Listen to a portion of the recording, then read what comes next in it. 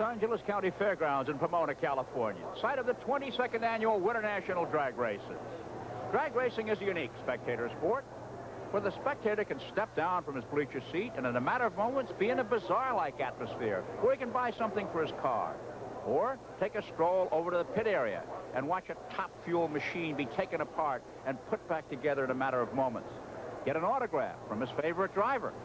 And if he has a camera, take a picture of the leading lady speedster. Or shudder at the sight and sound of a tire screeching burnout. Hello, I'm Chris Economaki in the middle of this 250-acre parking lot turned sports arena this weekend. More than 600 cars and drivers have come here, seeking a share of the more than $454,000 in prize money. But we'll be concentrating on the three senior categories of the sport. Pro Stock, cars that look like the ones parked outside your house or apartment. Funny Car, a surrealistic plastic body that houses an all-out racing machine. And Top Fuel, the ultimate fire-breathing, tire-smoking racing cars. Working with us today will be an accomplished artist, writer, and racing driver. A man who has seen action at Daytona, Sebring, and Indianapolis, Sam Posey, who right now is out where it all happens on the Pomona drag strip. Well, Chris, it's still relatively quiet over on this side where you can just see the start line behind me there.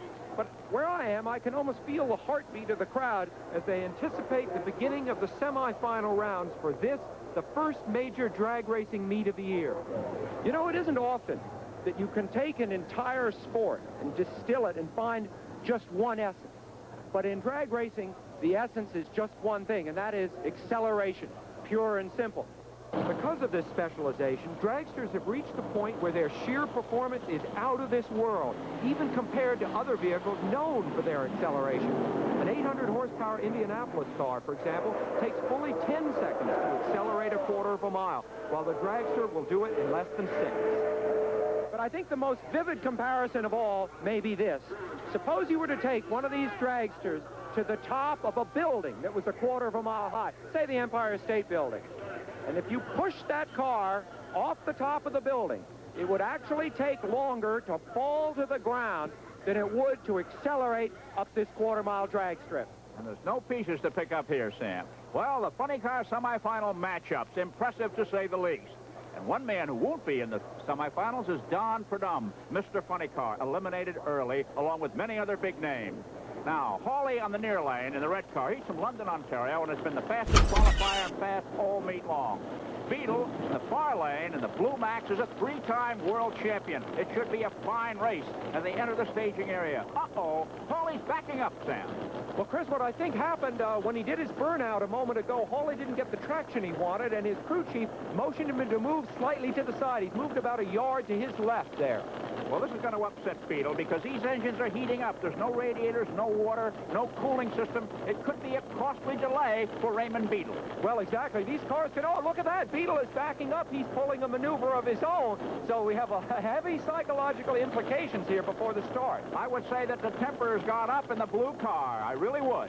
Waiting now for the light, Buster Couch, the flag band, to press the button, sending these two semifinalists on their way. Hawley on the near lane, Beetle on the far side. Down the strip, it's close, close, close. And at the end, it's Beetle at 5.975 seconds, 244.56 miles an hour. And Hawley was even quicker at 5.969, but he didn't get there first. And so the Blue Max goes to another final round. Well, of course, Chris, both drivers see the green light at exactly the same instant. But in this case, it was Beetle who reacted faster. I think getting angry there on the line had the effect of sharpening his reflexes. And milliseconds win and lose this kind of racing. Al Segrini, a proper Bostonian in the near line for the second semifinal. His last victory, his only victory, came in '74. He goes against Doc Halliday of St. Paul, who's never won a national event. And the two cars come to the staging area. When the electric eye on the left is broken by the nose of the car, that's called pre-stage. The center eye signals staging. The right beam triggers the clock as the car starts its run toward the speed trap, here at the other end of the course. The trap is 132 feet long. It's divided in half by the finish line, and it is through this trap that the car's speeds are recorded. And those speeds sometimes are as high as 245 miles an hour. Okay, here we are on the line. Segrini in the near lane. and gets off fast, and Halladay has a bad start, and it's going to be Sagrini with an easy win, and he stops the clock at 237.36 miles an hour, 6.217 seconds, and Al Sagrini goes to a final for the first time since 1974. Is he a happy fellow from the state of Massachusetts? So the final will be Blue Max Beetle and Super Brute Sagrini. Top fuel time now, and everyone on the grounds is talking about Ladies' Day at the drag. Shirley Muldowney, the only two-time world champion, all set for her semifinal, and Lucille Lee, a secretary, has made the semifinal. The following performance. California, where the sky is clouding up. Shirley Muldowney and Jeb Allen, Dick LaHaye and Lucille Lee, 2 men, 2 women in the semifinals. And here comes one of the coolest professionals in all of drag racing, Shirley Muldowney. No drag racer other than Shirley has ever won 2 world championships. She's on her burnout. Looks as though we may well have an all-girl final. And earlier, I talked to Shirley about the prospects of such an event taking place here today. I think that's great. I think it's really good for the sport. What I see out of Lucille, I like.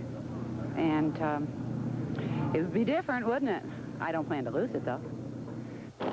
Oh, well, of course, before she would get a crack at Lucille Lee, she must first dispense with this man, Jeb Allen, 27 years old, just back from a tour of racing in Australia, the winner of this event last year, the Winternationals last year. So, 2 world champions facing off against each other, Shirley Muldowney and Jeb Allen. And everyone is on the qui-vive. They're rooting for an all-girl final in the grandstands here. A record crowd, 61,000 so far for the meet. And Shirley lifts up the front wheel, but outraces Allen at the start. And Allen shuts off, and it's an easy one for Shirley. She clocked 5.872, an under 6-second run, despite the fact that Allen slowed. 242.58 miles an hour. And Shirley Muldowney goes to another final round. Will she have a female opponent? Well, here's her crew, obviously delighted. Ron Tobler is her chief mechanic, and her son, John, works on the team. Shirley, a quarter of a mile away, is obviously delighted. But now there's very little time to get ready for the final. And here's the remarkable Lucille Lee, a Long Beach, California secretary who last summer told her boss, who owns his car, that she thought it would be fun to drive his car. So he took her down to the drag strip, put her in it, and gave her some runs which were critiqued. Then she went to the U.S. Nationals in Indianapolis, and lo and behold, set fast time on opening day. Now here in her second professional drag race, she has made the semifinals. Everyone is talking about Lucille and Shirley, and I asked her about a rivalry between herself and Miss Muldowney. No, I really don't consider her my rival at all. I think she inspired me to do this myself. If we're both in the finals, then it's going to be a good race. Lucille, you have one sort of an advantage in that all the other drivers, with the possible exception of Shirley, are in the bowels of the engine. They've got their sleeves rolled up, they've got wrenches and tools in their hand, and they're concerned and they're working. It may be tiring, but it also may keep their mind off the next round. You're just standing here watching the work. Would you rather be working on the car? No, I don't know anything about the car. Well, of course, for years it was considered absolutely necessary to know everything you could mechanically about your car. Now Lucille comes along, and maybe there's a new way. Well, she's proven that you don't have to understand automobiles to make the semifinals. Dick LaHaye, a 20-year veteran with only 1 national win to his credit, coming up against the 4-month veteran, Lucille Lee.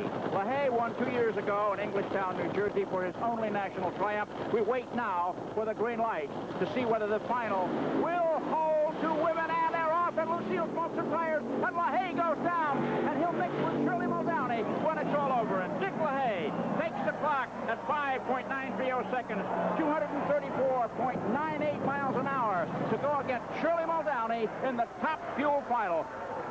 And Lucille Lee's disappointing time of 7.336 seconds reflected a speed of only 123.79 miles an hour. And Chris, look who's congratulating Dick LaHaye. It's Shirley Muldowney herself. Let's have another look at that run, especially focusing on Lucille Lee on the left there in the blue car. She comes off the line looking very, very good, but right here, see the smoke coming off her rear tires, too much wheel spin, and that's where she lost the race.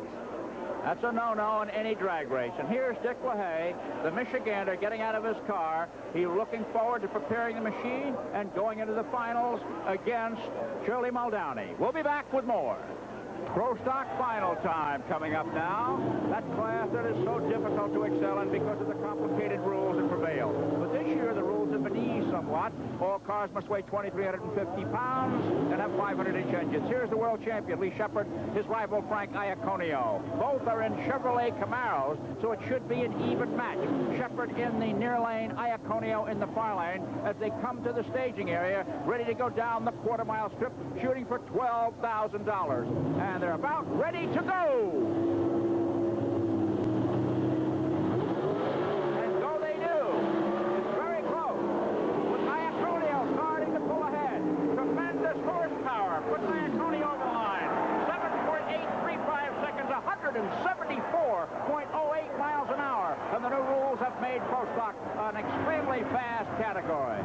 Okay, let's go back now and take another look on that win by the Easterner. Partway down the strip, Iaconio's yellow car starts to surge ahead. Great horsepower, getting it all to the ground, and he wins by several car lengths, a wide margin in drag racing. And they gather up the parachute. Frank Iaconio prepares to get out of the car, thinking about that Italian dinner he'll have tonight. But in the pits is Sam Posey with Lucille Lee. Chris, the mood here is not as bleak as you might think. Disappointment, yes, but this team knows it's got a future. It's got oil all over. Lucille, it was a great day for you. What happened at the end? I think it just got a little loose out in the middle there. There was a hose off the... I think it was just too powerful. So it was a problem with the new engine that you just fitted before the run. There was oil all over the tires and everything, so evidently some oil just blew out and got me a little loose. He's learning about cars. It's funny car final time now, with Raymond Beadle in the famous Blue Max in the near lane, the challenger Al Segrini in his car in the far lane. Beadle, a three-time world champion and one of the biggest winners in funny car racing, is the heavy favorite in this competition now, waiting for the light to go green. They rev up their engines, watching the Christmas tree. There are the lights, and it's away. And Beadle and Segrini hit the throttle at the same moment. Flame belches the exhaust, and Segrini pulls ahead to beat Beadle by the better part of a car length. A remarkable upset for the Massachusetts rider, and his crew is extremely happy.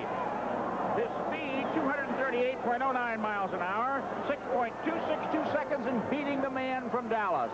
And so Al Segrini, who waited almost 8 years for this victory, is about to be overwhelmed by his happy crew.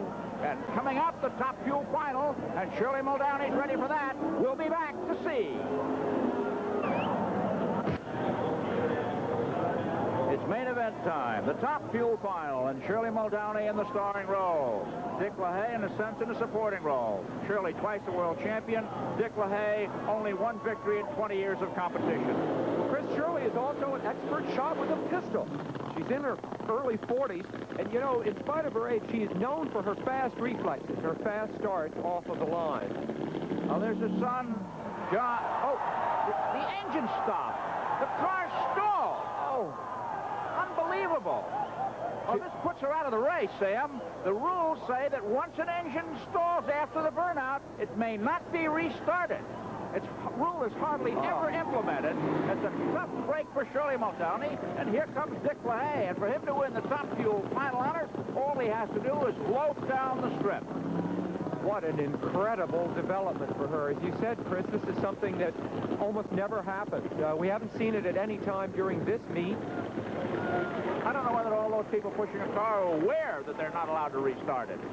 Well, of course, when you're a racer, you always live in hope. You can't believe the thing could be over.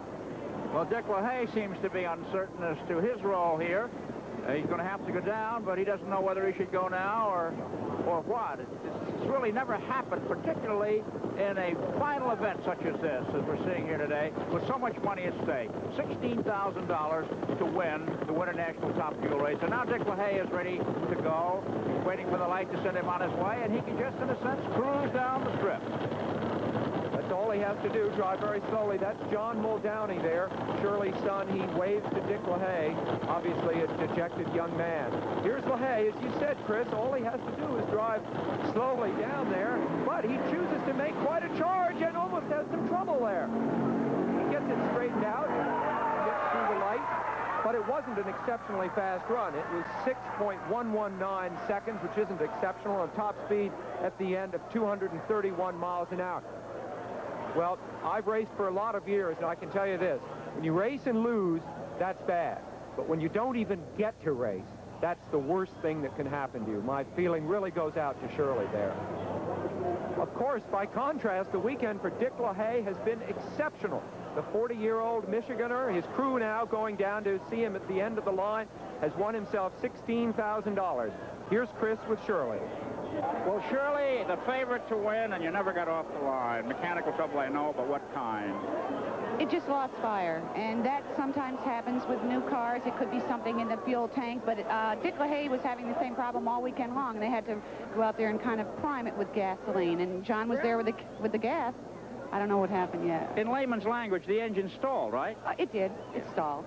You don't look too disappointed. I'm very disappointed, but I'm happy for Dick because he's my hero, and it was a great race, and there's going to be another one next month.